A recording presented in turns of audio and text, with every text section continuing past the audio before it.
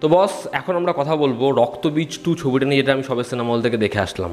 আমি আগের ভিডিওর মতো এখানেও বলবো, পুজোর সময় আপনাদের এই ছবিটা যদি দেখার ইচ্ছা হয় আপনারা অবশ্যই টিকিট কাটুন, তারপর রিভিউর সাথে আপনার ওপিনিয়ন মিলিয়ে নিন। আমার যে পার্সপেক্টিভ আমি সেটাই এই ভিডিওতে শেয়ার করছি। আমার মতামত আপনার দেখা সেটা ভিন্ন হতেই পারে। তো কেমন লাগলো রক্তবীজ 2? সবার আগে গল্পটা একটু করে বলি। মুনির আলম কে? তার এই যে নতুন প্ল্যান M2, এটা আলটিমেটলি কী? ভারত এবং বাংলাদেশ যখন একসাথে একটা বড় ইভেন্টের সুসম্পর্কের স্বপ্ন দেখে, সেই সময় আবার মাথাচাড়া দিয়ে উঠছে কে? পঙ্কজ সিংহ এবং তার টিম, তারা কি মুনির আলমকে ধরতে পারবে, তাকে এলিমিনেট করতে পারবে? এর থেকে বেশি জানতে হলে আপনাকে নিকটবর্তী সিনেমা হলে কি ছবিটা দেখতে হবে। ছবির পজিটিভ দিক, নেগেটিভ দিক আমাকে যদি এক লাইনে বলতে হয়, আমি বলবো রক্তবীজ 2 আমার কাছে খুবই একটা মোটামুটি অ্যাভারেজ ছবি। আপনি যদি এই ছবিটার থেকে আমার মতো লাস্ট ইয়ারের বহুরূপী বা রক্তবীজ পার্ট 1 সেরকম এক্সপেকটেশান রাখেন, তাহলে আপনি কিন্তু হতাশ হতে চলেছেন। আমার কাছে এই ছবির জন্য কিছু পজিটিভ দিক রয়েছে এবং বেশ কিছু নেগেটিভ দিক রয়েছে। ছবির প্রথম পজিটিভ দিক হচ্ছে অঙ্কুশ এবং আবির।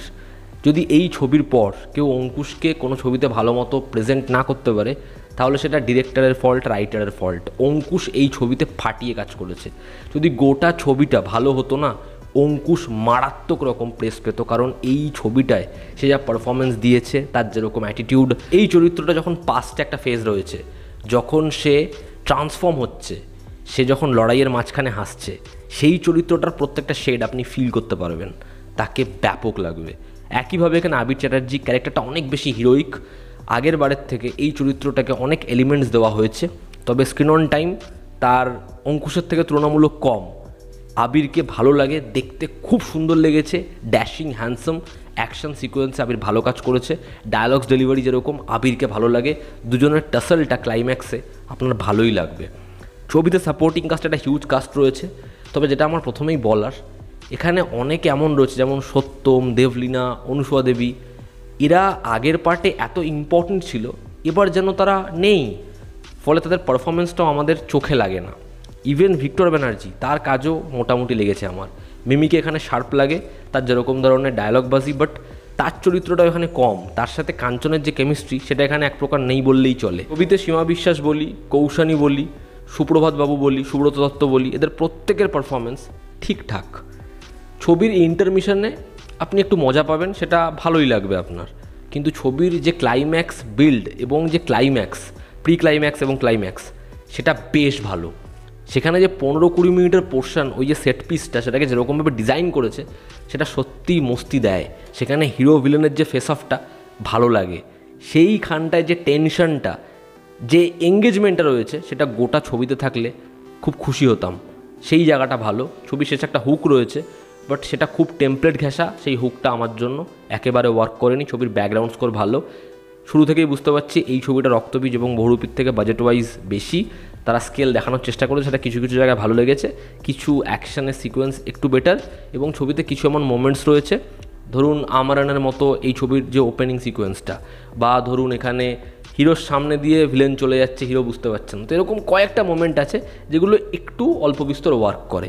এই ছিল ছবির পজিটিভ দিক। এবার যদি ছবির নেগেটিভ দিক বলি, ছবির প্রথম নেগেটিভ দিক হচ্ছে এই ছবিটা রক্তবীজ 2, আসলে রক্তবীজ যেরকম ছবি, তার থেকে একদম সরে এসে বানানোর এই যে চেষ্টা, এটা এই ছবিটাকে খুব বড় করে ক্ষতি করেছে বলে আমার মনে হয়। রক্তবীজ ছবিটা ভালো লাগার কারণ হচ্ছে মূলত সেখানে যেরকমভাবে পঞ্চমী, ষষ্ঠী, সপ্তমী, অষ্টমী করে প্রত্যেকটা ডে ওয়াইজ ডিভাইন করেছে, সেখানে ড্রামাটাও রয়েছে, খুব সুন্দর করে ড্রামাটা ওয়ার্ক করছে, দুর্গাপুজোর একটা এসেন্স রয়েছে, এবং এই যে ইনভেস্টিগেশন সেটাও চলছে। এবার বিষয়টা একদমই ওরকম নেই, ফলে যে বাঙালিয়ানাটা, যে ড্রামাটা, সেটা ছবিতে আছে, বাট সেটা ছবিটাকে কিচ্ছু সার্ভ করছে না। ফলে এই ছবিটা প্রথমেই রক্তবীজের থেকে আলাদা হয়ে যায় এবং অনেক বেশি স্টাইলাইজ হতে যাচ্ছে, যেটা ছবিটার যে রুটটা সেটা কি প্রথম থেকে নড়িয়ে দিচ্ছে। ফলে কানেক্ট করতে সমস্যা হয় যে এটা সত্যি রক্তবীজের সিকোয়েল তো, যেটা আমার বারবার ফিল হচ্ছিলো, যেটা খুব বড় করে সমস্যার। সেকেন্ড নেগেটিভ দিক হচ্ছে এই ছবির non linear story telling structure. ছবির ফার্স্ট হাফ আমার ভালোই লাগছিল না।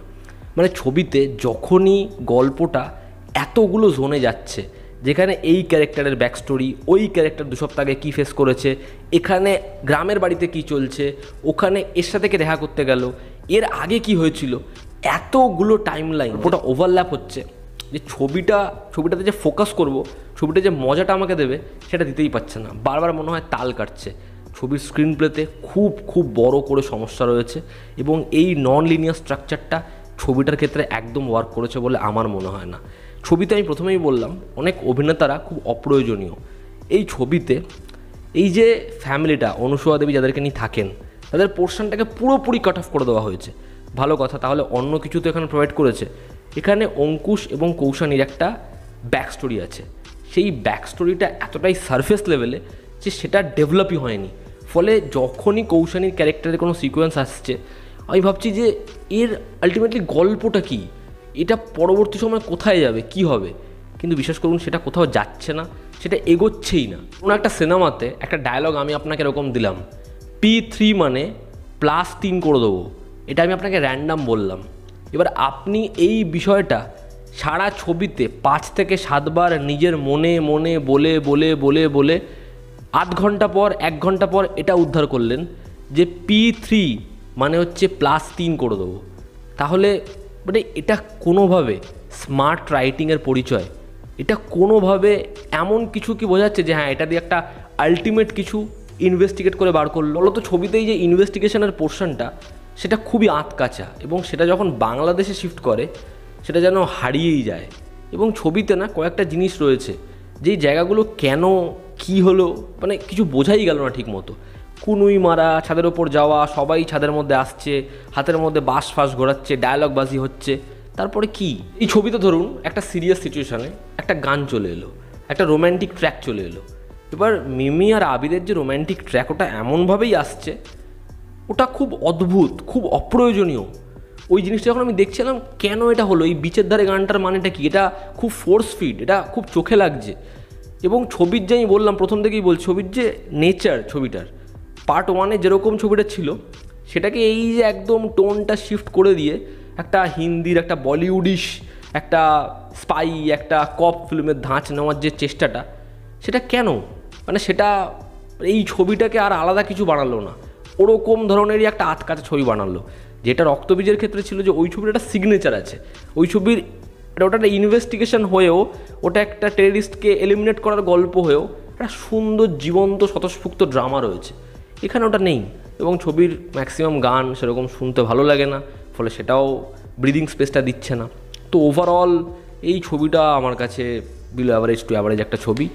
আমার এক্সপেকটেশন অনেক অনেক বেশি ছিল, তার কারণ ছবির ডিরেক্টররা শিবপ্রসাদ, নন্দিতা রায়, তাদের লাস্ট কাজ বহুরূপী ভালো লেগেছিলো, খুব রক্তবীজ ভালো লেগেছিলো। তো রক্তবীজের সিকুয়াল আমার এক্সপেকটেশান অনেক বেশি ছিল। তো এই ছিল আমার ওপিনিয়ন। ছবিতে ডেফিনেটলি কিছু পজিটিভ দিক রয়েছে, আর কি খারাপ লাগার জায়গা রয়েছে সেগুলোও বললাম। আপনারা যারা দেখেছেন আপনাদের কি ওপিনিয়ন জানাবেন। জনতা আমাদের পাশে আছে। আবার দেখা হচ্ছে। Take care.